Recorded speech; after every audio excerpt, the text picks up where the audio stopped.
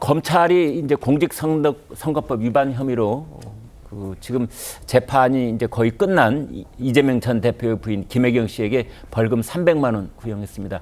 여러분, 이 벌금 300만 원이란 그 300만 원 요 액수가 매우 중요합니다.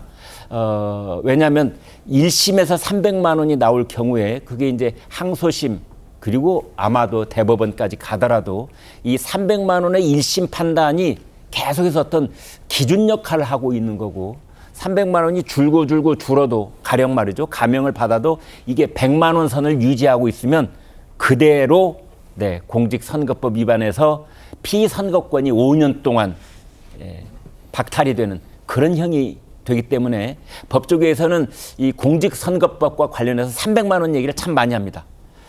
결심 공판 전후로 보인 김혜경 씨의 모습 먼저 보시겠습니다. 오늘 이제 재판 마무리 과정인데 좀 최후 변론 좀 어떻게 하실 건지 여쭤봐도 될까요? 이 사건 공소 사실에 대해서는 아무런 증거가 없습니다. 네. 검사도 알고 재판장도 알고 다 의심과 추측입니다. 의심과 추측이 아무리 쌓여도 그게 증거가 될 수 없고 그것이 진실이 될 수는 없습니다. 그리고 의심과 추측에 그 제보자의 악의와 거짓 그리고 검찰의 의도가 뒤섞여 있다면 그것은 이 재판에서의 증거로서의 아무런 고려 대상도 안 된다고 생각합니다. 네. 오늘 결심 공판 고생 많으셨는데 좀 입장 짧게만. 검찰이 오늘 뭐 또 전현직 의원 배우자 매수 이런 표현까지 썼잖아요. 좀 그거에서 한번 입장. 네, 구 변호사님. 네.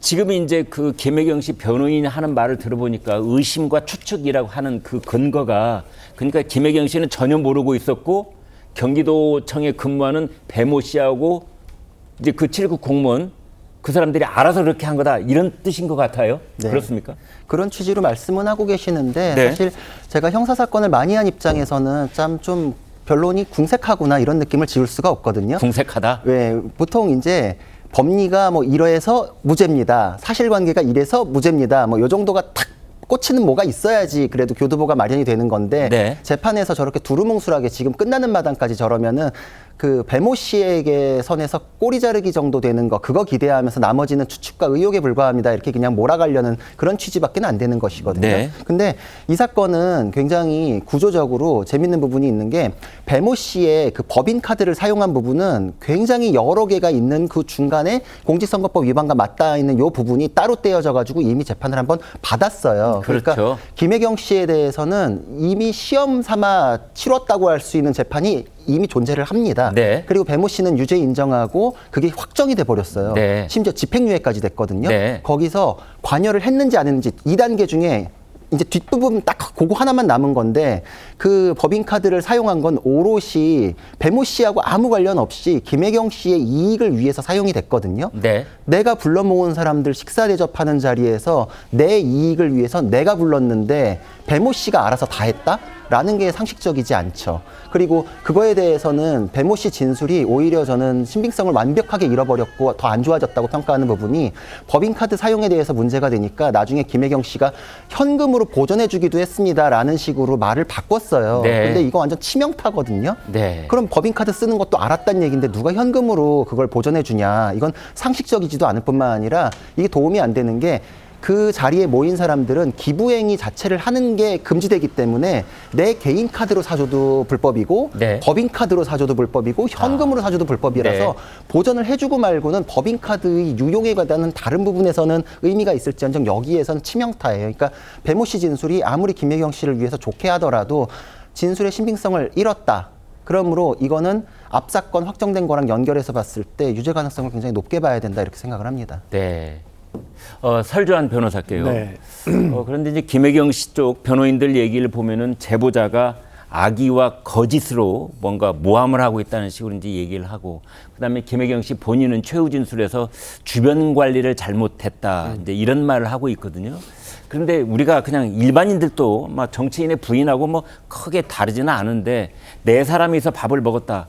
밥 먹고 나서 누가 돈 냈는지 모릅니까?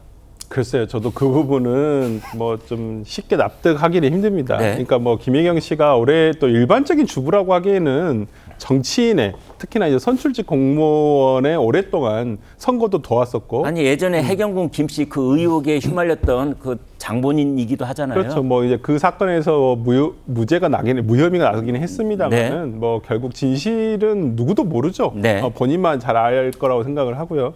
당시에 뭐 정황은 꼭 지금 김혜경 씨 같다라는 어떤 의혹만 네. 지켰었는데요. 어쨌건 그 이재명 대표가 뭐 시민운동가 시절부터 시작을 해서 2010년도 성남시장에 당선되기 전에 그 다음에 국회의원 선거도 한번 나왔었고요. 그때는 낙선했습니다만은 그러니까 2008년도부터 어찌 보면 선출직에 나가기 시작했기 때문에 이 공선법에 대해서는 잘 알 거라고 생각을 해요. 근데 분명히 배우자로서 선거운동 할 수 있죠. 누군가를 만나서 얘기도 할 수 있고 도와달라고 지지 호소도 할 수 있고 그렇습니다만은 특히나 우리 공선법에 엄격하게 규정돼 있다시피 이것을 어떤 돈을 누구에게 준다든지 아니면 금품 제공을 한다든지 향응 제공을 한다든지 이거에 대해서는 엄격하게 금지를 하고 있거든요.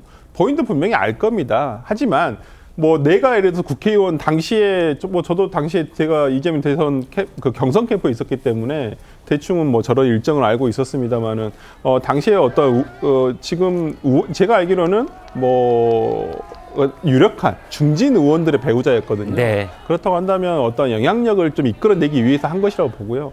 식사가 모르겠습니다. 그 나머지 같이 식사하신 세 분도 다 국회의원의 배우자라고 한다면 이런 공선법에 대해서는 알고는 계셨을 거라 생각을 해요. 근데 뭐 그런 것들을 서로 알았기 때문에 위반하지 않지 않았겠냐라고 얘기도 할 수 있겠지만은 누가 밥값을 낸 것은 솔직히 알지 않으실까요? 저는 그렇게 생각을 합니다. 일반적으로. 근데 뭐 어찌됐든 간에 누군가가 제보가 악의적이건 제보가 뭐 어떤 음모를 하기 위해서 하건 사실이다라는 것은 누구도 부인할 수 없는 것이잖아요. 그러니까 어떤 의도를 빼놓고 생각을 한다면 법정에서는 의도가 고려되지 않습니다. 있었던 행위와 어떤 증거로서만 판단하기 때문에 저는 뭐 이제 우리가 재판 결과를 기다려 보면 이 1심 재판의 어떤 결과가 보고 이 사건이 어떤 사건이었구나 그리고 위법한 것이 맞구나 안 맞구나 그리고 정말 단돈 뭐 지금 10만 원 정도에 해당하는 금액이지만은 적은 금액이더라도 이런 걸 절대 해서는 안 된다라는 것을 또 앞으로 선거에 나오실 분들에게도 보여주는 것은 아닌가 싶습니다. 그러니까 벌금이 얼마가 나오든 벌금형이 나오면 유죄 판결이 맞은 그렇죠. 거죠. 네, 그렇죠.